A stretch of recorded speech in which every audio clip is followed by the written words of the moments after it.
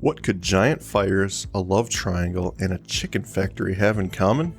We're not sure, but it creates an interesting and unique episode for the show.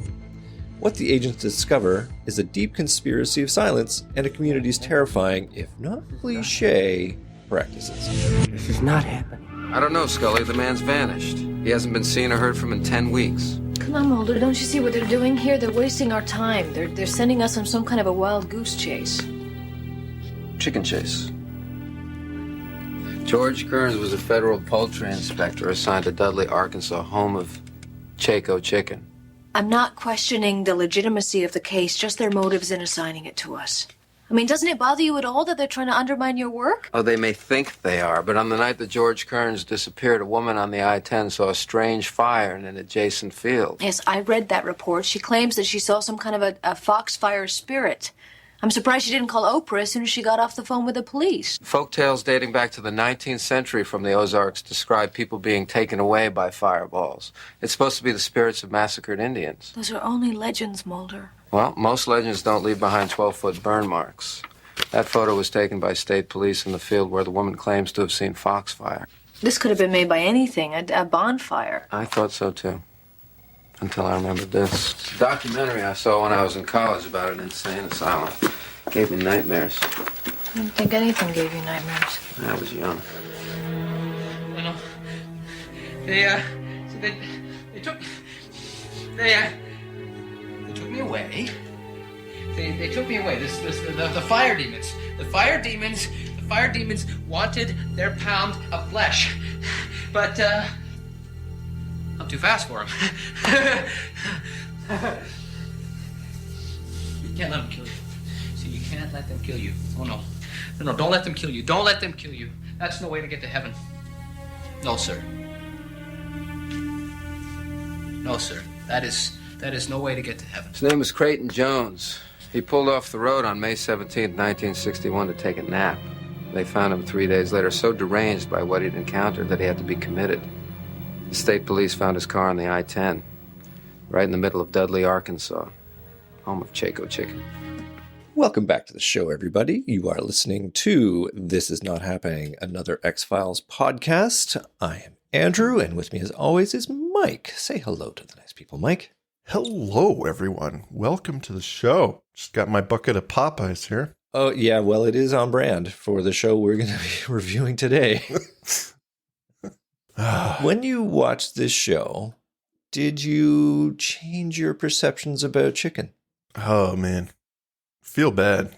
Yeah. I don't like it. It is hard to see. This is a hard one. And if you've ever watched stuff like that, you know, I remember Meet Your Meat several years ago. That was awful. Mm-hmm. And it makes you rethink the food processing methods and practices. So yeah, that's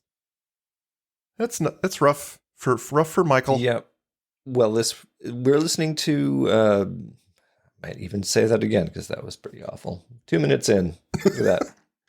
That's all right. Today we are going to be reviewing Our Town, episode 24 of season 2, written by Frank Spotnitz, just the second episode he wrote after doing Endgame, and directed by our man Rob Bowman. And yeah, it's going to be an action-packed episode, Mike, all about them chickens. You know what? It moves, and I enjoy it. It's not overly confusing. Mm-hmm. It does get the point across, and I felt like I was along for a ride, and it is very, I'll say, different. Just in scope for the X-Files, it feels a little bit different than a typical X-Files episode, and I'm not sure why. It just has a different tact for me. Well, this is a good case of an example. Good case of an example. I'm on fire today. Yeah, I'm fired. This is a good example of an episode where they don't pack too much in. They have a concept, they stick to it. They have a little bit of extra stuff in there, but they don't have three different stories competing for attention. And yeah, I think it really works. I don't think it's perfect, but I think it's better than a lot of X-Files episodes where they get into trouble trying to take on too much. Yeah. And despite some of the, well, I'll just hit the nail on the head here. The opening, we've seen this how many times? If someone's not running through a forest trying to bang, Yeah. it's just one of those cliche openings, but it works here. It gets us to where we need to be. So the rest of the episode definitely takes some chances and some turns that keep it interesting. It's interesting to note, Rob Bowman has said he was kind of exhausted at this point in the season, and it's not surprising. He's done 10 episodes in season 2. That is almost half the show. So I think it's still capably done. But even he has said, it was a slog. And his main concern was making that the giant African mask not look silly. Because it could very easily have done. And I think the use of shadow in that, whenever that thing comes up, does make it look pretty scary. Yeah. So I think mission accomplished. Yeah. Well, shall we get into it, as they say? Let's bite into it. Let's bite into this episode. Shall we squawk open the beginning? No. Let's cluck away. Let's cluck away. That's good. Let's crack a few eggs and make an omelet of this episode. Yes, please. Regale us. We open on a lonely country road at night. This is County Road A7 in Dudley, Arkansas. Car pulls over to a stop, and the lovers inside, George and Paula, discuss the tryst they're going to have. She's concerned that people from their small town might find out, so she gets out of the car to go into the forest. George proceeds to have what appears to be a heart attack, managed quickly with an anti-heart attack pill. Apparently, his libido is stronger than his common sense as he gets out and the two delightfully chase into the forest. What could go wrong, Mike? This is just another Friday night tryst in the woods. Yeah, nothing's going to go wrong. Nothing's going to go wrong. Creepy forest. They don't know what show they're in is the problem. Well, despite finding a perfectly good place to set down the blanket and get some loving on, Paula insists that he's going to chase her further into the forest, at which point any sane man would be like, no, I'm going home. I don't know anyone who wouldn't have pulled away from that. just see ya. I'm not playing any games. Yeah, call me when you're serious. Call me when you want to bang. Yeah. Soon, Paula is nowhere to be seen, and George is alone in the forest. He sees people with torches encircling him, and suddenly a mask-wearing stranger is beside him. The mask, one of those tall African-style jobs, and does not look like a friendly person, especially when the mask-wearing stranger turns out to be a machete-wielding villain and proceeds to chop George in slow motion because it's the 90s. And is this the 90s thing? Why are they doing slow motion all the time, Mike? I mean, how do you know something serious is happening if you don't see it in slow-mo? It's true. They really lay it on thick. Maybe they needed an extra 4 seconds to make the episode a certain length. Oh, yeah. The only thing absolutely. You can't have 42 minutes and 30 seconds. It's got to be 34. One of those scenes I don't even know what the time code is. One of those scenes that we cut for time can't go in again, can it? No, we got to slow-mo pad this one a little bit.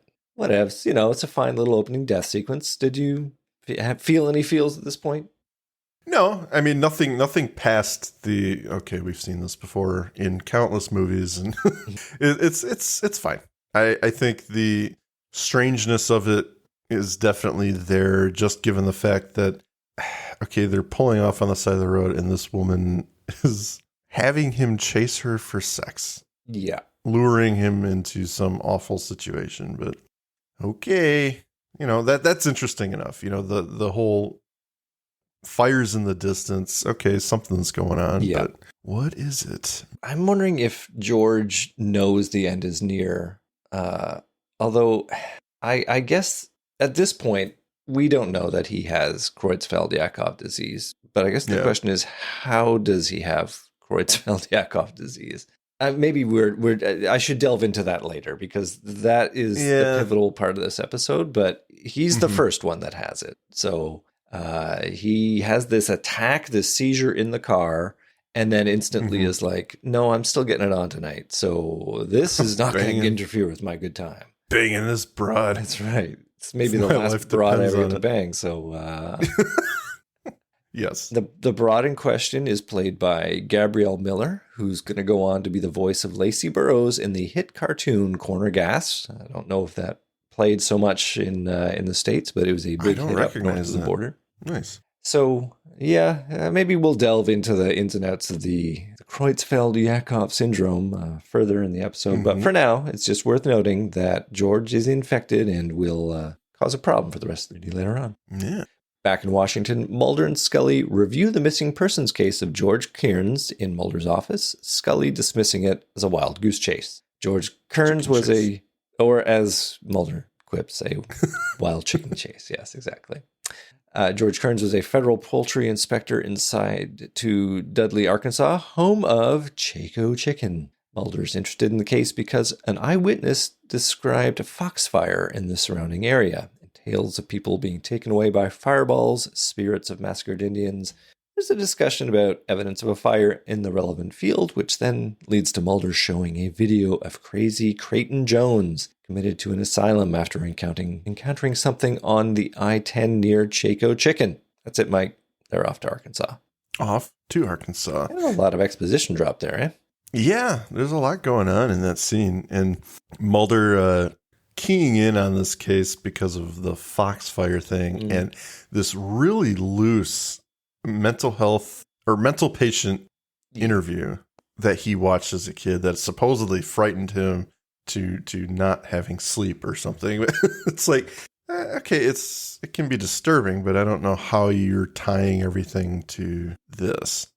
Well, it will become relevant later far, far into the episode, Dr. Rudolph is going to say Creighton is also has this syndrome or whatever, or I don't know how they determined, but he's also infected. So is the implication that Creighton, partook of a meal that George was part, he was the order or whatever. Pretty much. The timeline's a bit weird.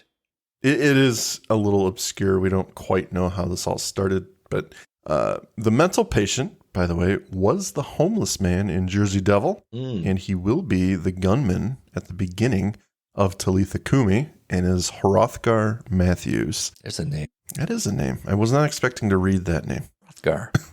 Legendary character. Hrothgar. Wonder where he's at now. He had a fairly recent IMDb picture, so he's still doing it. Good stuff.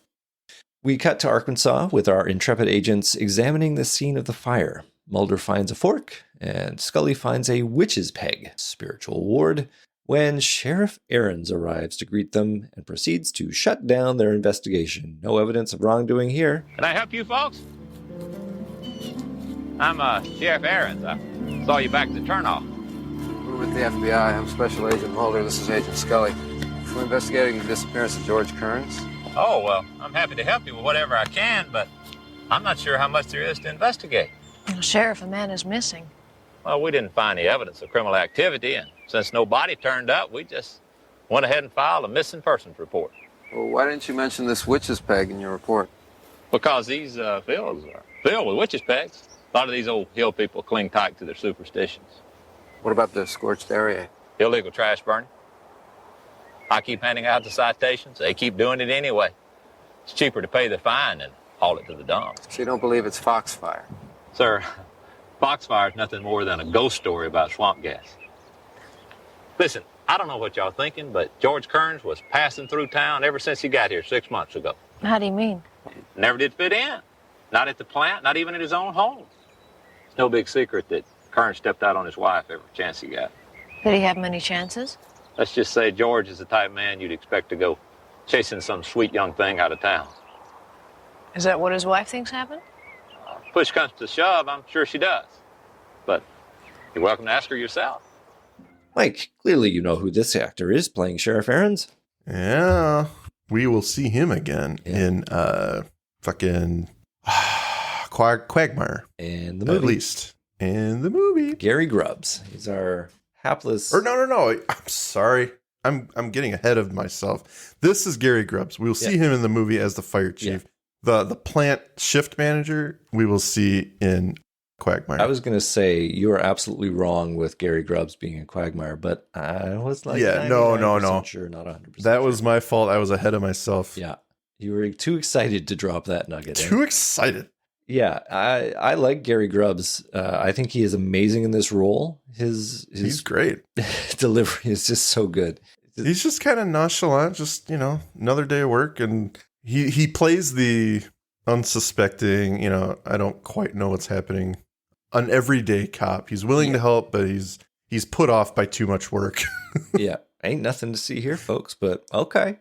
All right, I'll help you out. I'll help you. He's what about my man? He's a great, it doesn't happen. He's a great tour guide for the episode. Yeah. And very reliable, and he's not.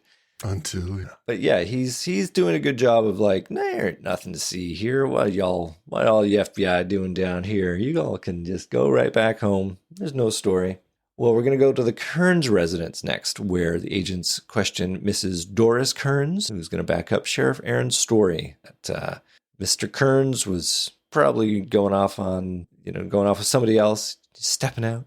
But Mulder finds Kearns' work log and notes that it looked like George was going to recommend that the Chaco chicken processing plant be shut down due to several health violations. Mrs. Kearns doesn't know anything about that. George didn't discuss his work with her, and after leaving her with an official FBI business card. So we're introducing our characters a little slowly here. People lining up who's who.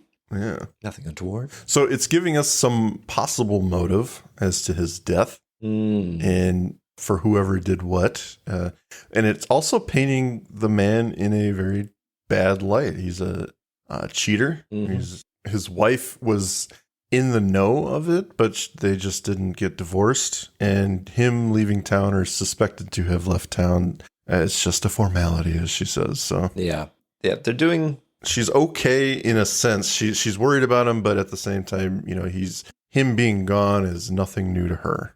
I like that there's this subtle implication that people have got their stories straight, and that when Mulder finds the work log, which is like, wait a second, it looks like George was gonna shut the plant down. Do you think maybe people would have taken exception to that? Yeah, it's a nice little beginning to the crack of the story. Well, and it's actually really relevant to me. I worked at a factory, Chrysler, where we built cars, and that plant kept a community afloat. I'll just put it that way. Like, for over 60 years, it was a huge part of the community. And right now, ladies and gentlemen, it is idled, and the union is fighting to keep it around. But right now, it's not looking too good. We will see how that all plays out. Is there one intrepid government employee who has shut down? Yeah, someone died. There, it's suspicious. He was going to uncover a huge problem, but we all are keeping our mouth shut about it. Yeah, well, so, as you do. I mean, I didn't. Yeah, you don't want to sink the ship yourself. You just kind of let things happen. Well, we're going to go to the chicken plant now. Good people, good food is the slogan. Where the agents go on a tour. We cut to employees getting ready for their shift, including a shaky Paula, who takes a few pills to settle herself as she changes into her white smock for chicken processing duty. Codeine apparently is the cure-all. Just take a few of those, and that makes your headache go away. If you've ever taken codeine, it's a pretty good pain reliever. It's intense. There are Tylenols with codeine, but that's just a small. Oh, yeah, maybe. Yeah. Codeine itself is pretty full on. So would you say that George in the car, was he just having a really intense headache? I think that's the implication. I thought it was a heart attack. Yeah. Because like the only time. It does look like it. The only time you can, I believe it's sort of pillified nitroglycerin or something that people take for heart attack situations. And that is definitely a case of you can take that and it offers immediate relief. So that's what I saw there. But I just thought, if this is a headache and you're taking codeine, like you're going to lie down in a dark room for 2 hours before you get relief. But his relief is so instant. I almost wondered if it's just like him going, no, I cannot screw this up. Can't screw it up, George. Right. Just get over it. There's nothing wrong, George. You're fine. Just nail her. This is your one chance. This is your one shot. You've always wanted this. This is number 100. Come on, you got this. All the other ladies in the chicken processing plant. The notches. Oh, we know George. Whatever. Honey, what are you scratching into the bedpost again? Nothing. Nothing. We have some shots of a chicken processing line, which one reviewer has quoted as the only truly scary part of the episode. Yeah. Which I would go for. It's legitimately horrifying to watch what's going on in here if this is not your life. I enjoy chicken, but looking at this, I'm like, yeah, I get that it is a commodity. This is kind of what happens. It sucks. It really sucks. Yeah. I mean, the worst part, and I'll get to it later, it's the feed grinder. Yeah. That is probably enough to make people switch teams. I mean, boy. Anyway, we meet Jess Harold. The agents meet Jess Harold as well as us, the floor manager, and Jess has no sympathy for George's disappearance. Ever since he first got to the plant, George was trying to shut it down. Jess claims he answered every one of George's claims and proceeds to show the agents something. We're going to pass by Paula, who's not looking in good shape at all. She seems to have a mini stroke, breathing heavily, enough that her co-worker thoughtfully asks her if she's okay, and she nods, which, it's enough to keep you on the assembly line with sharp knives. She zones out, watching chickens proceed past her, not doing her job, obviously, until she sees the severed head of George Kearns instead of one of the chickens. She grabs the head, throws it to the ground, runs away. It turns out it's actually a chicken. The head, it's all in her head. Boom, boom, boom, boom. Yep. Jess continues the tour, noting that the plant's been operating for 50 years without any trouble, and that 2 other inspectors have signed off on the plant's activities without any incident. Jess notes that George took exception to everything, including suing the federal government for a condition he claimed he got on the job, line hypnosis, that led to terrible headaches. The suit was dismissed a few weeks before George disappeared. Mulder asks about the feed grinder, which is a true horror show, as Jess describes how any part of the chicken that can't be sold is ground up and turned into feed for other chickens. No sense letting all that protein go to waste, which, if you were on the fence about vegetarianism, might be enough to make you change teams. Yeah. Boy, howdy. That's a gross concept. That is some disgusting. I mean, it makes you rethink the whole system. I mean, there are clearly plants where they don't do this. They let chickens feed on grains and all that stuff. But that is not the Chaco chicken philosophy. The Chaco chicken philosophy is no waste, no mess. Utilize everything. 100% efficiency. And it's a little bit of a nod to the other plot point of this episode, wouldn't you say? The cannibalism plot point? What? Yeah, definitely. It's a nice little lead in. So I want to go. comment real quick because we've got a couple recurring actors. As I said, the floor manager we'll see in Quagmire, and he was the police officer who was all too happy to take Mulder in Tombs when he walks into his apartment. All right, this is my place now. Yeah, exactly. And then the facility or the factory doctor is what's his face, Dr. Mengele from your favorite episode. Oh God. Young at heart. Young at heart. Yeah. That is him. Well, he's wearing glasses in that one, so you don't recognize him. And he's got milky eyes. And the weird eyes. Yeah, it's true. And Paula, we're going to see her again in Synergy. Absolutely. Lots of retreads. So we got a whole crew here. Whole crew. Four people who at least appear one more time. All in the same episode. All in the same scene. A shift change gives our agents a little time to chat, and Scully is writing off the case as a fool's errand when Paula proceeds to take Jess hostage with a knife. She goes a little off the deep end here. Scully tries to play hostage negotiator, but when it looks like Paula's not going to budge, or for another nefarious reason, Sheriff Aarons shoots Paula. She falls into the feed grinder. No one rushes to her aid, and Paula sinks beneath the goo. Mike, I love the trope that guns in 90s TV, movie, whatever, they instantly kill you or they hit you in the shoulder and you're fine. But there is no in between. Nope. Even in the 90s, the actual 90s, not the TV 90s, if you rushed someone with a gunshot wound to a trauma center, there is a pretty good chance of survival, especially in this case when she's been shot with a 9mm bullet.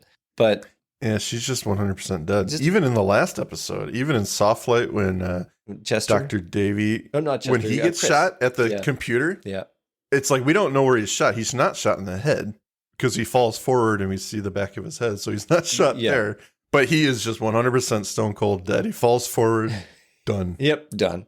Donezo. But yeah, in this case, it's like there's no rush. There's no like, oh my God, this lady's been shot. It's just no, she's gone. Just watch her die. Watch her sink. I'm not going. She's in there. with the food now. I'm not going. She's in there. one of them. Yep.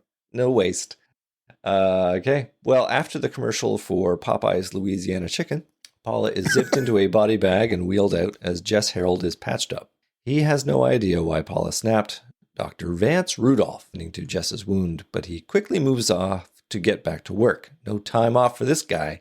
Dr. Rudolph mentions that Paula had stopped by last week, complaining of persistent headaches, irritability, being unable to sleep.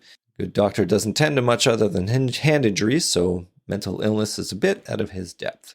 Prescribed her codeine the same as he did for George Kearns, and assumed it was all stress-related. Scully suggests that an autopsy will clarify things, but Dr. Rudolph can't authorize that. Paula is the granddaughter of Mr. Chaco, the head honcho, and clearly that means he's not gonna pee in his own backyard. He's gonna defer to Mr. Chaco for this kind of Mr. Chaco. Yeah. Well, we cut to the Chaco residence, glorious mansion complete with liveried servants. We see Walter Chaco, chicken magnate, out back feeding his own personal stock of chicken. When the agents arrive, he proceeds to monologue a bit. Feeding these chickens helps me clear my mind. They're perfect creatures, you know. We eat their meat, their eggs, sleep on pillows stuffed with their feathers. Not many people I know are as useful as these chickens. I'm sorry to disturb you, sir. We realize this is a difficult time for you. You want to conduct an autopsy on my granddaughter. Why? You think Paula had some kind of disease that made her act that way? Well, that's what we're hoping a post-mortem will determine. Thought your business here was George Kearns' disappearance. It is, but we suspect that might have something to do with what happened to your granddaughter. How? We're not sure yet, but it's possible they may have both suffered from the same neurological disorder. You know, when I came here after the war, Dudley was just a patch of dirt.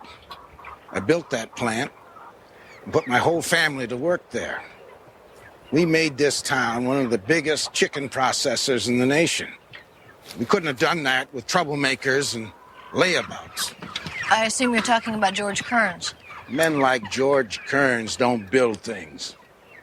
They tend to tear them down. Then you're aware of his recommendation to close down your plant. You know, living a long life is a mixed blessing. You spend your youth trying to build something for yourself and your family and your community, only to watch it all taken away from you at your old age. Still, I'm not ready to die just yet. You go do your autopsy on Paula. I want to know what happened to my granddaughter. Mike, what do we think of Walter Chaco? My first perception of him is he's the quintessential old guy. He knows how things are done, and now the world's changing, and he's resistant to it. Mm-hmm. But his last line to the agents, "Do your autopsy. I want to know what happened." It didn't sit with me. I was like, I don't trust this guy. No, yeah. I think he knows what's going on, and I don't know. It definitely painted him for me in a very suspicious light, despite him agreeing with the agents and letting them conduct their business. He's no fan of George, which, right, casts him as a suspicious character, right? Like, is he a suspect now? Yeah. So this one, even on the initial watch, I was like, Something this wrong with this guy. Something wrong. Yep. The autopsy is conducted at the Seth County morgue, and since we have an autopsy, it is automatically a better episode because absolutely Scully autopsy. We see Scully looking at a sample cut from Paula's brain. Though, Mike, if you watch the camera track across Paula's body on the slab, it's not really clear how Scully actually got this sample because Paula's head just fine. Just fine. She maybe do a lobotomy. She probably went in with a drill through the hair so you can't really see it. Because you want to get there directly and so people can't see it in case there's a funeral. Okay. So she went in there with a drill. I've got one in my garage. Oh, is that how you do it? Okay. Yeah, you just get one of those maybe quarter-inch drill bit. A little cement tap just to get in there. Bone's pretty hard, It's like an auger. You just go in and scoop it out. Okay. Well, that makes sense, really. Scully diagnoses Paula to have Creutzfeldt-Jakob disease, mad cow disease, which was probably just making headlines in 95. Yeah, that was another hot button issue. I love how they do this. They find the weirdest possible conditions to weave into episodes. The last time they did this was Munchausen by proxy. Yeah, Munchausen. Yeah, whatever it was from the Kalushari. It's like, can't be stress, it's got to be Creutzfeldt-Jakob disease. Something you've never heard of. Something you've never heard of. Well, somebody's heard of it.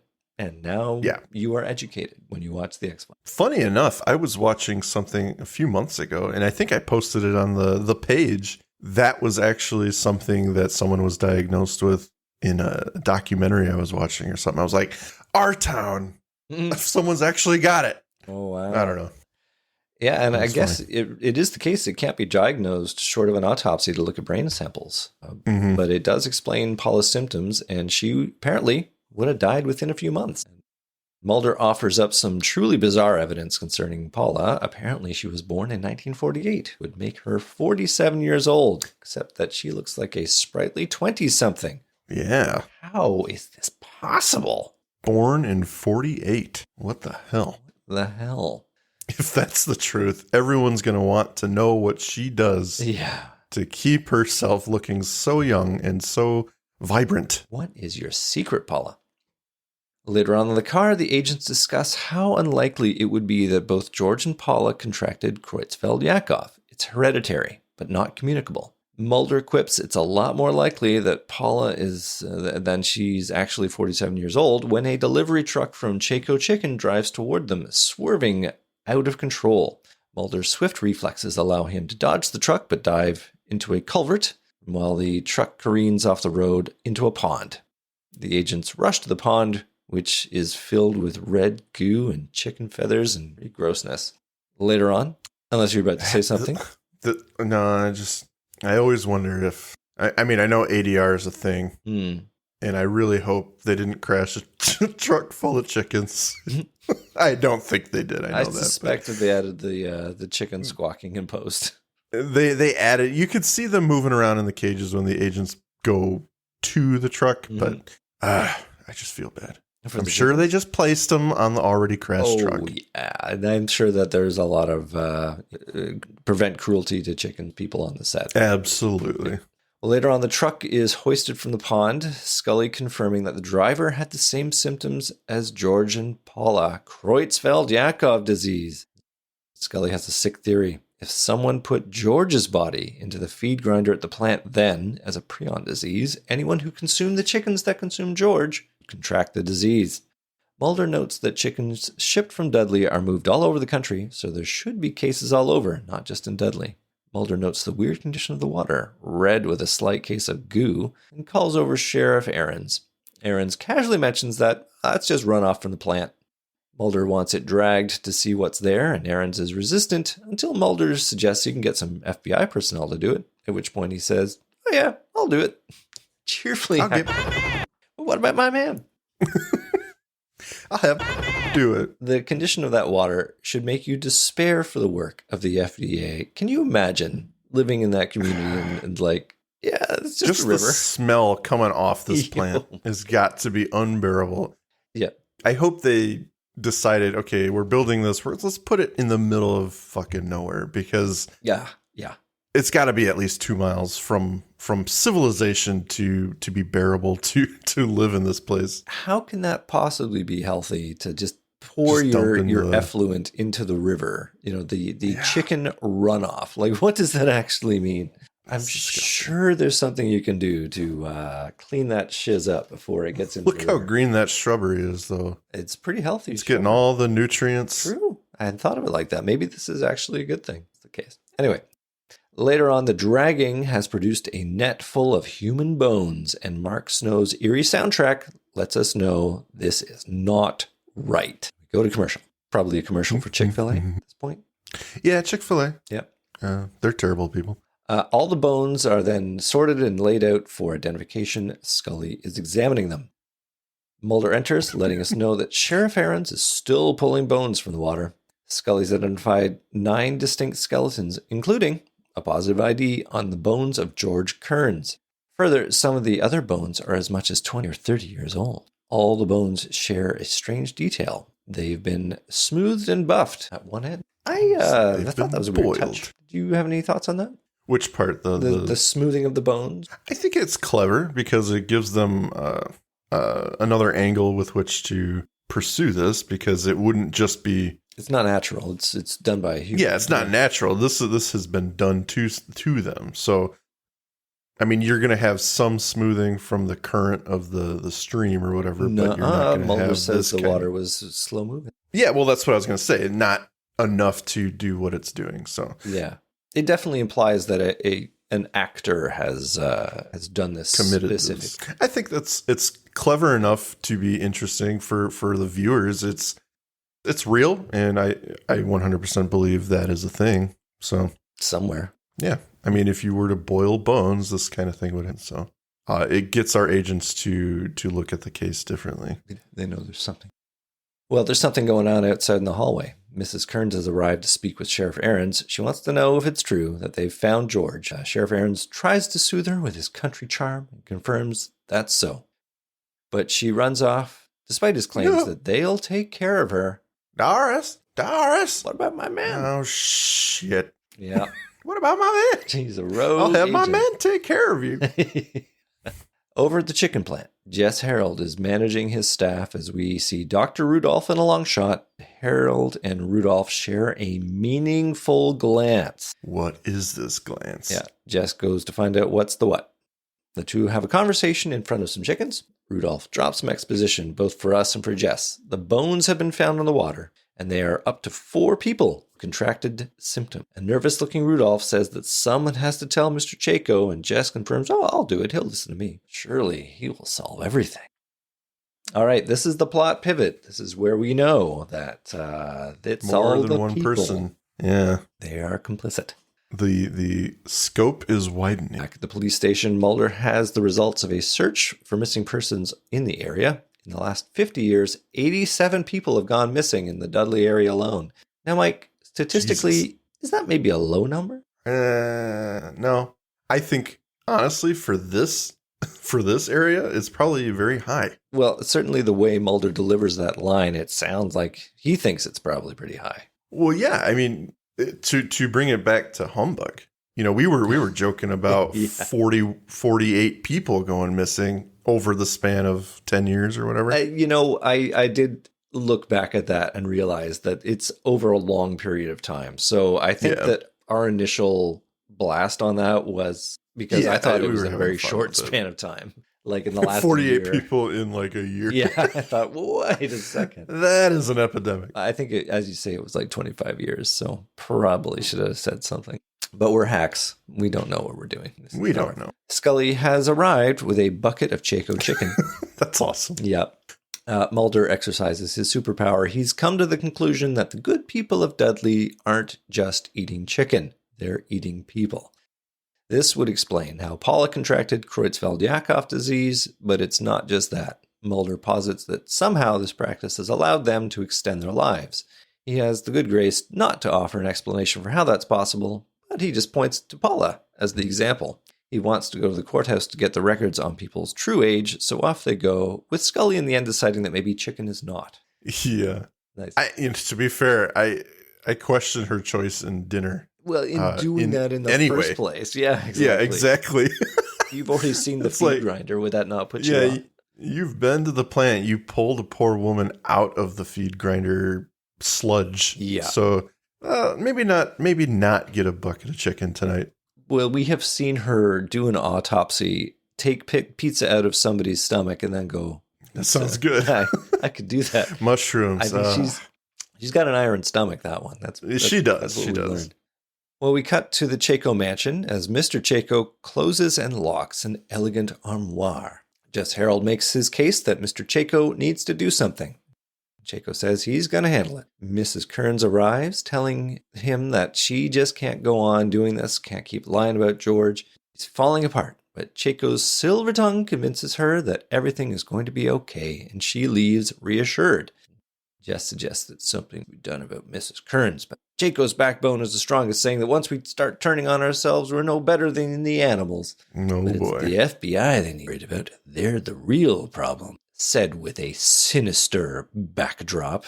And if this guy couldn't be any more of a villain, he's living in a Southern-style mansion with a black servant. I know, it's a caricature, but it's caricature. We know he's evil. We get it. We get it. You've informed this episode. Yep. Well, over at the Seth County Courthouse, Mulder picks the lock. Look at that. He's doing it. Apparently he's got skills. Yeah. This might be one of those instances where he's got that little kit I was telling you about. Doesn't have the thing. At least doesn't have the kit? We don't know. We can't really see what he's got. I mean, this review here, I looked at it at the time. I think it's just dark. And I think they fake it with darkness. There is one episode, I believe it's season 6, where you see him whip out like a kit. Oh, yeah. It's just like a little leather folding, whatever, little leather pouch or whatever. Okay. And he whips out the stuff. Well, I've taken an interest in what's called lock sports. Sports. I know. It is not lock picking because that would be illegal. So Andrew, as you're robbing people of their priceless possessions, is that what you say to make yourself feel better? Is that a sport? It's a sport, All right, Robin Hood enough. angle. I give to the whatever poor. makes you feel better. Whatever I take from a house after sporting the lock, it's fair game for the poor. I sported it open. Anyway, good on you, Mulder, for being the lockpicker in this case. Clearly taught at the FBI Training Academy. Good opportunity. No, not questionable at all. Not questionable. Anyway, they go into the birth registration office only to find the records have been burned. There is a silhouette at the door showing they've been followed. This has absolutely no consequence. It will not signify in any way. Unless, do you think that's Chaco? Is Chaco being the one to follow them? Who do you think's at the door? That's up for interpretation. I don't think it's Chaco. I think they've obviously got agents everywhere. So it's got to be one of his number 1 or 2. Looking at it, it almost looks like Doris, but that but obviously she's not. Yeah, it's obviously not her. Anyway, they don't tell us. It never becomes relevant. We get a call on Mulder's cell, and this is Doris calling. She's scared for her life, afraid that Mr. Chaco is going to kill her. Or tells her to lock her door and wait for Scully to arrive. He's going to go and arrest Chaco because splitting the party always works well. Oh, yeah. And there's only 2 of them. They should have called for backup. Yeah, it never goes well when you split them up. Oh, yeah. I've learned this from decades of playing role-playing games. Yeah. It just gets harder. You want all your party together, focusing fire on one villain at a time. That is how you... Absolutely. I figured this was a gambit to lure the agents. Have Doris in on the plot, say, make him come over here. We'll ambush him. But that no. would be interesting. It's, in fact, just Doris with no backbone, not convinced by Chaco that everything's going to be okay. She's decided that she's scared and she needs some assistance. Well, and it speaks to her involvement over the years, right? She knows how things are done. So she's terrified that she's complicit, but she's one of these people who just wants everything to be okay and everything to go well. And she's now lost her husband, and it's kind of coming home in a way that she's never had to experience before. So her uneasiness is making her a target now. So she's reaching out to the FBI. Yeah. Yeah, she suddenly grows a conscience. Although, yeah, I don't know if I have any real read on her. I just think as a plot point, this was a bit tropey, a bit obvious, and I think they could have made it a lot more interesting with this being a setup. Oh, for sure. Yeah, that would have been kind of cool. She's like the real number 2 to Mr. Chaco, and this whole act of her being afraid in front of the sheriff, was just an act. Yeah, yeah. I mean, I get that the reason they do this is so that they can have a reversal of Jess versus Chaco at the end. Mm-hmm. That the community is falling apart, it's turning on itself. I'm okay with that. It works. I think, It could have been handled a different way, but yeah, I think overall it works. I was giving it credit in the moment when it probably didn't deserve it. Yeah. So we do that. It turns out, though, that I am wrong immediately because we cut back to Mrs. Kern's house and we see that our masked villain has found a way in and is advancing on her with his ritual axe. Turns out it's an axe, not a machete. I thought machete, but no, it's an axe. We fade to black to the sounds of Mrs. Kern's scream. Doris. Was that death in slow-mo? I can't remember. I have it queued up. No, please don't. She's backing up. He's got the axe. No, fade to black. No slow-mo. No fade. Yeah, okay. No, they didn't need no stinking slow-mo. They got their 4 seconds earlier. They didn't need to pad it out any. Well, we cut to a commercial for Kentucky Fried Chicken. And then that's done. And we come back to Scully pulling up to the Kearns residence, which is conspicuously dark. No one's answering the door. She walks around the premises with her gun drawn, and Mike, she is finally carrying a regulation Glock, not her Walther PPK. I think this is the episode where they changed it up. Could be wrong. Could be in soft light. I didn't really get a good look, but this ain't no Walther. Yeah, I didn't get a good look. Yeah. Usually, I believe Mulder carries his Walther on his ankle. The backup gun, yeah. Yeah. So I don't know. She must have just chosen one gun today, and it was not her usual. Yeah, maybe because she doesn't really have a backup spot. No, maybe when Mulder and Scully got out of bed in the morning because they're clearly having a secret relationship, and she accidentally took his gun. What? Is that my Walther PPK? Or are you just happy to see me? Honey, I'm taking the Glock today. All right, I'll take the Walther. All right, I don't need it. Fine. Well, she manages to break in through the back door. She slowly walks through the house, her flashlight saber illuminating the rooms, but Mrs. Kern is nowhere to be found. Now we're over at the Chaco mansion where Mulder has arrived. The lady servant going to find Mr. Chaco. Mulder takes the opportunity to snoop around. He sees a trophy case with Mr. Chaco from his younger war days, a photo of him standing next to and looking very out of place beside some tribesmen from New Guinea. Mark Snow's music goes into ethnic overdrive, using the pan flutes to confirm to us that this is unnatural. I actually have a note on that because I thought it was hilarious when I read it, because you and I talk about how, if anything's not Caucasian, he gets very, very ethnic with his instruments. There is a quote by Robert Shearman and Lars Pearson in their book, Wanting to Believe, A Critical Guide to the X-Files, Millennium, and the Lone Gunman. You can actually find this quote on Wikipedia. But they noted that Snow was on autopilot and that his soundtrack was the same horn anthem he gives any character who's taken a little too much from a tribal culture. I thought that was hilarious. I'm like, yep, you and I got that. Oh, that's funny. So on point. The servant returns and tells us that Mr. Chaco can't see Mulder. But Mulder's already moved on to the armoire. He grabs a metal vase and smashes open the lock to reveal mummified heads, lips sewn shut. You know, even for Mulder, it's like, okay, congratulations. You've just made your entire case inadmissible. Yeah, that's right. Fruit of the poison tree. You came into this guy's house and started opening up locked cabinets. Yeah. So congratulations, Mulder. Good stuff, Mulder. But I wanted to also draw attention to those trinkets that he had. Yeah.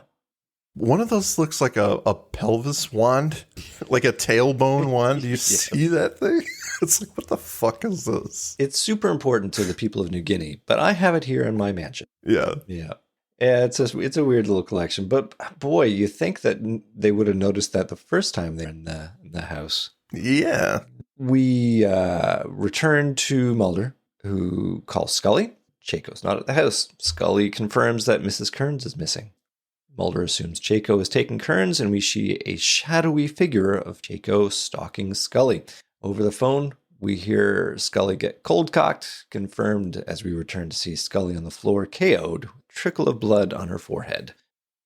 She's going to be all right, everybody. Don't you worry, just a concussion. Mulder continues to scream into the phone, hoping that Scully will answer. She, of course, does not. We're going to move to our end game here, Mike. Did you got anything you want to say before I go into 2-3 paragraphs full of stuff? No, the only thing I want to mention is the audacity of a man like Chaco attacking and choosing to kill an FBI agent. And we've encountered this several times. You know, people want to kill Mulder and Scully for various reasons, but the FBI knows they're there. Oh, this is not going to solve your problem. Yeah. Yeah, you're gonna disappear 2 agents who we know are there. Mm-hmm. So it's like, this is a small town. They don't just go missing. Yeah. So you're gonna draw the fucking spotlights of the federal government if you do this. Oh yeah. So why is this your end game? How are you going to preserve your cute little quaint town with your cannibalist practices and just keep it safe by killing these agents? And what, the FBI is not going to come asking questions? I think I don't know. I think that they could have. Well, you know what? It all turns south when the bones get dragged up from the river, and they show 20 or 30 years worth of victims. That was the stake in this little town. There's no getting away from that, other than they got to sacrifice. Like, a better plan is for Chaco to find a long-standing resident and sacrifice that guy up as the serial killer. This is the guy who was responsible.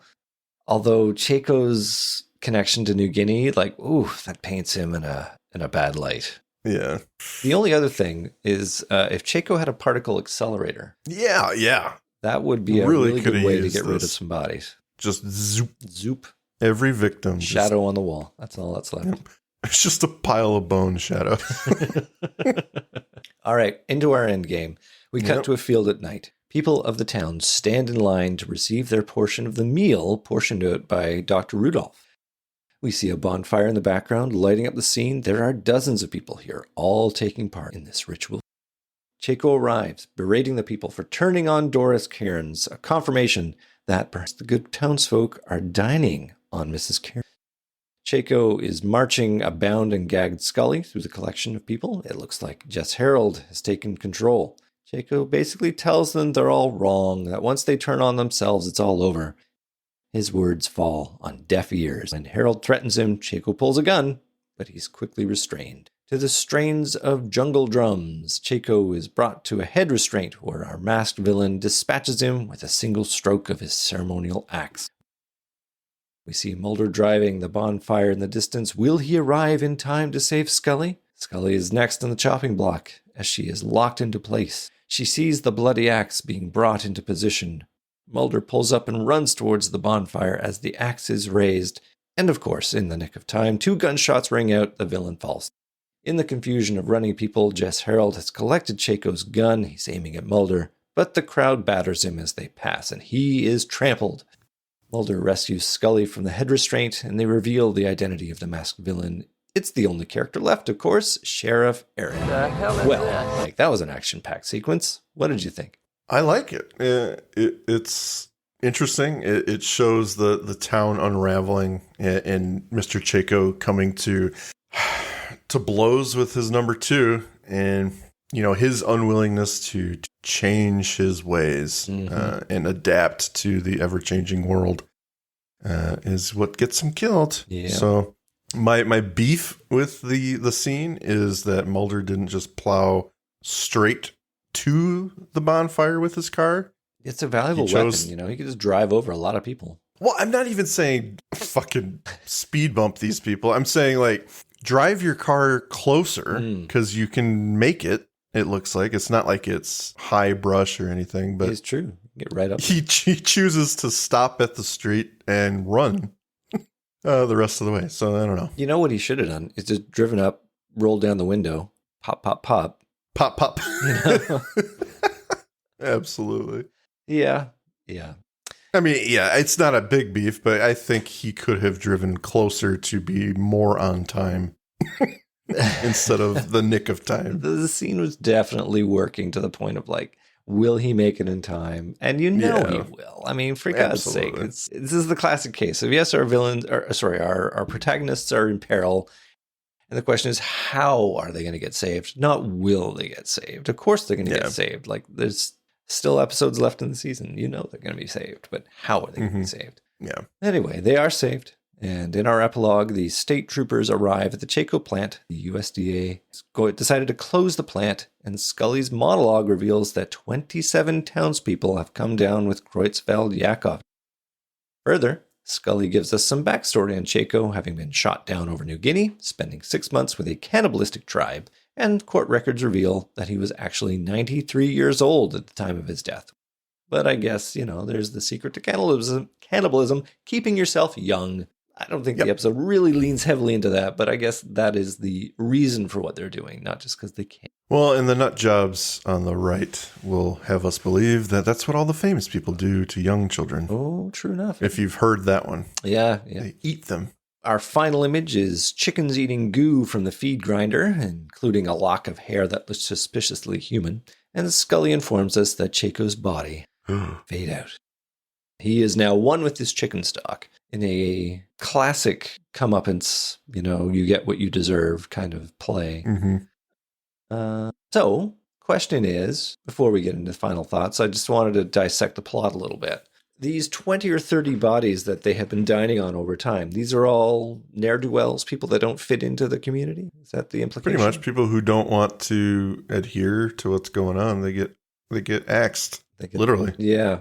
So they have to have a steady stream of people coming in and, do a careful weeding out process. Yeah, it's along the same lines of Arcadia season 6, where there's a community and you got to kind of feel them out and you gently let them know how you do things here. And if you don't abide by the rules, you get taken out. Okay. Same, similar idea. Okay, that works. The other plot detail that I wanted to tease on a bit was George being the patient zero of Kreutzfeldt-Yakov.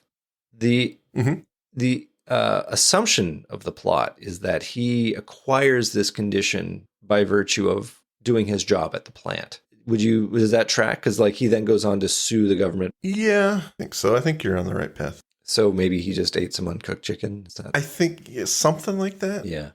I don't know. Yeah, it's never quite told to us how he became patient zero. Yeah, but he is unquestionably patient zero. Because then Paula and others gets it. Although, then we've got the mental patient at the beginning. What's his name? Hrothgar. Yeah, Hrothgar. He's playing a character who's... I can't remember his name. Creighton Jones. Creighton. So... that tenuous connection, which gets them moving down to Arkansas in the first place, he's a crazy man, but he participated in a meal and also got sick post George Kearns. Again, timeline is a bit muddy in this. I don't know, because didn't Mulder say that he saw this when he was young and he lost sleep? I gotta go back. I know, yeah, I gotta look at the transcript on that one because that doesn't really track either. No. It had to have been going on for quite some time. Yeah, he saw it in college. Yeah. So let's say at what's the word? Conservatively, it would have been 4 years ago. Yeah. More likely, it was 6 to 7. Exactly. Well, we've got that scene between Jess and Rudolph after the significant glance, and I think he even says in that scene that. Did you also hear that Clayton Walsh came down with the symptoms? Oh, but Clayton Walsh, maybe he's the driver, not Creighton Jones. Okay, that was my... Okay, now I get it. Okay, so Creighton Jones is the guy in the insane asylum. Clayton Walsh, names a little similar. A little too similar. That's where I got confused. Okay, well, I'm glad we made that make sense. So explain for the audience the timeline of this, if you can. I don't know if I can, other than Creighton Jones, insane asylum guy, 4 years ago or whenever Mulder was in college. So he visits Dudley and I guess tries to fit in, but doesn't, and manages to escape rather than being turned on by the community, turned into a meal, but gets a case of Kreutzfeldt-Yakov, goes insane, and gets dementia symptoms. And Clayton Walsh is just some dude who's a driver. That's all there is for that. Does that track? I don't know. I don't know why I'm desperate to make sense of this because the episode doesn't do it. Well, it's hard. I mean, you do need to know where it started. I think they want you to believe that it... Or maybe it's not Kreutzfeldt-Yakov disease with... No, with I don't think Creighton he's Walsh, got Kreitz. Yeah, I don't think he's got it. I think he's just unstable. The impetus of the destruction of Chaco Chicken is that somehow Kern got the disease, Yeah. was killed and eaten, and then this whole unraveling started. Yeah. So everybody else gets it, starting with Paula. yeah. So I don't think Creighton had it.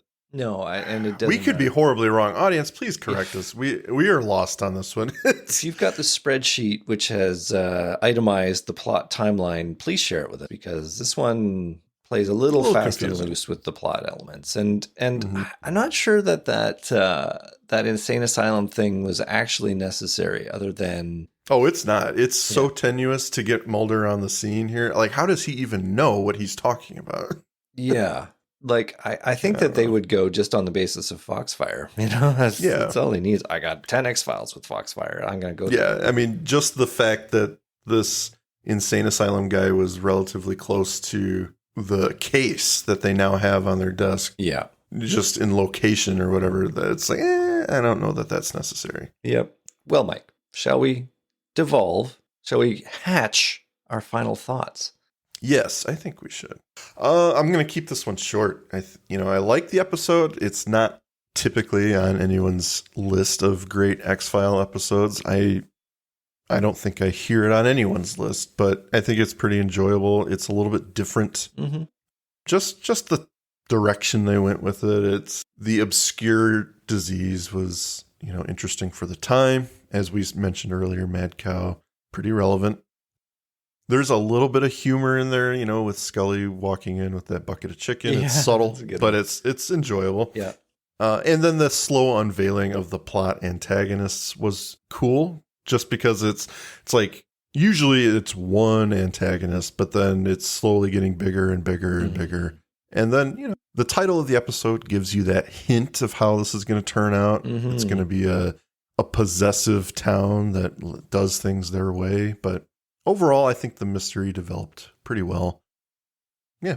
Despite the cliche parts of the New Guinea cannibalist thing, obviously they're going to focus on some of the seedy underbelly of certain tribes, I guess. Things that, quote unquote, civilized society finds unacceptable. Mm-hmm. So a little cliche there, but it's a tribe from the jungles of New Guinea, and of course they eat each other.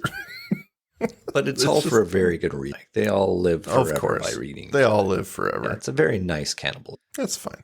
It's a good episode. I enjoy it. I would agree with all of that. I noted that I think we developed some stuff as we went through it. My watch through it, I didn't actually have a ton of notes on this. So usually for me, that's an indicator of it's a really good show. Yeah. If I have to take exception with anything, it's that Scully is again the damsel in distress, saved in the nick of time by Mulder. And I get that it's a trope the show can reliably return to in order to increase the tension. But honestly, after an experience like that, surely you'd be on stress leave for a year. I mean, right. That's pretty heinous, the idea that you are going to be decapitated and that there's a community which is going to eat you after that happens. That's just... willingly. Yeah, it's just freaky in so many ways. And Scully's like, you know what? I've been kidnapped, I think, 3 times this season. So I'm taking a break. I'm going to consider my career choices, honestly. So that's really the only thing that I maybe roll my eyes at a bit. But otherwise, I think it's a really well-developed script. There's some great investigation angles, and the reveal is super well-placed. Like this idea that you're trying to figure out what's going on alongside the agents, as this is happening. Mm-hmm. And then there's this pivot when Doris Kearns come and you realize, oh, it's the community which is doing this, and it's, it's very dark why this is happening. I love the idea of the community bonding around something. This idea of cannibalism is going to bring us all together. It's well executed. The real question is, how many people became vegetarians as a result of watching this? Not many. Yeah? I would wish more. You think people would be like, oh, damn, son. But, chicken's still pretty tasty. To be fair, I still eat meat. Yeah. I try to be a little bit more discerning, but I'm not guiltless in my meat choices, but we're not all saints or heroes. Through that. Well, shall we go to some listener comments? Let us go. We got a lot for Our Town. Surprising of the two. Well, it's because nobody likes soft like other. What? Okay, so the first comment is by Liza M. Our Town is a perfectly good concept. The idyllic, seemingly small town with horrible secret that only insiders know. But did they really have to bring in the whole trope of otherwise civilized Westerners acquiring their barbaric customs through contact with exotic, supposedly primitive foreigners in distant, markedly non-Western colonies? See, it's kind of like what I was saying. Mm-hmm. Little cliche. Foreigners who are never mentioned in any other setting and who are closer to props than real characters in this one. Not a great look, even in 1995. Also, if I'm remembering Intro to Anthropology correctly, the cultures mentioned in this episode historically practiced ritual consumption of small sections of deceased remains by a handful of close relatives. That is interesting. I doubt it was any more hygienic than most old-timey burial practices, but people weren't running around murdering each other and digging in. Not that a TV show has to be perfectly accurate, but yeah, gross in several ways. Well, the one thing I'll say to that is this is America, and we take everything to the extreme. So we're going to do things our way in Our Town. Yeah, she is probably very, very, very accurate remembering that, because I don't think, I mean, I could be wrong. I don't have the history of New Guinea and the different tribes, but there's a little bit more, I would imagine, well, I'll say it again, discerning. There's got to be more discerning nature to the cannibal practices than just going around and killing anyone they don't like.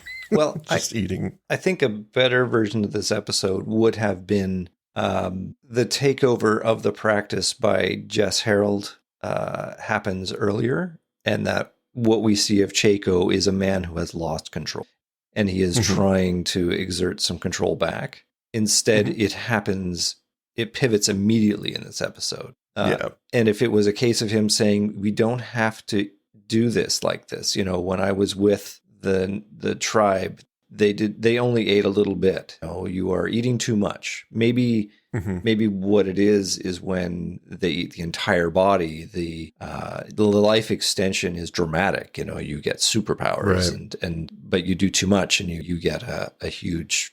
You pay too much of a price for it, basically. So that would have aligned more with a more thoughtful approach to the absorption of these tribal practices. It's saying, yeah, I stayed with him for 6 months and it turned my life around. You know, it opened my eyes and I brought this practice back, but it was never like it's been perverted now. You know, the typical Americans have taken it to the 11 on the volume knob. So I think that could have been a more sympathetic treatment, but I don't think they had time really to do that. Yeah. Gotta just make a fun, compelling and move on. Aaron responded to Eliza's thoughtful comment with, the quasi-colonialist undertone of this episode is something I hadn't thought of before. I'm not sure if that was the intention when the episode was being made, but it was definitely something it could be dissected with a mind for hindsight if someone wanted to. I don't like it. It's an interesting take, yeah? This idea of colonialism. There is an element to that could be explored. Well, we're running low on time, so I don't. No, we probably can't. But is that the last comment? No, we got another one from Aaron further saying about Our Town. He doesn't have as much to say about Our Town, mainly because it's an episode I always forget. And that's one of those episodes. I understand that. When he finds himself forgetting it even as he's watching it, and then later on we'll see the title of the episode and think, which one is that? It's more of a me problem, though. I just find it a pretty bland episode. I mean, it's so tropey, right? Well, yeah, but it's one of those things where we don't dislike the episode. It's good. It carries itself pretty well, and it's enjoyable, but it fades into all the other ones for some reason. And it's one of those things that's just kind of forgettable. We forget that weird episode that's about a chicken factory. I don't know. It's interesting. I think it's partially because there is no X. There are no lone gunmen. There's no cigarette smoking man. There's no tie-ins with other mythology. So it is a one-off monster of the week, clearly, but it doesn't loop in some other notable things. So that could be. The only other thing you're left with is kind of the highs and lows of the episode. There's no notable quips, no meme imagery. So I'm not surprised people forget about that. Yeah. Andrew, I am satiated with how we have handled this episode. Filled with crispy chicken in my innards. Yeah, it was a good one. No, I liked it. I don't think I ever need to see it again, though, because as we've said, it's bland like Chick-fil-A chicken. All right. Well, that's the end of the episode, ladies and gentlemen. Andrew, if you'd like to say goodbye, hey, please do so. I led this one. I'm supposed to say that. I know. I felt jumped an awkward silence. There was an awkward silence. There was an awkward silence. I thought that the poing might be the end, but okay. So here we go. That's the end of the episode, everybody. Mike, if you would like to say goodbye to the people. Goodbye, people. Rethink your meat choices. Learn from this episode. What about my man? Thank you for listening to today's episode. If you liked what you heard, please rate and review on your podcast app of choice. Andrew and I would be eternally grateful to you fine people for helping us expand and get the word out. Also, we've got a killer group on Facebook. Feel free to join in on the discussion at facebook.com/groups/thisisnothappeningpod and become an official member of the syndicate. We do polls and we have questions for every episode to give you guys the opportunity to chime in and possibly let your voice be heard on our recordings. And please join us on our new Twitter at tinhxfilespod, no dash, to stay up to date on everything, moment to moment. Thank you, and remember, don't stop swimming.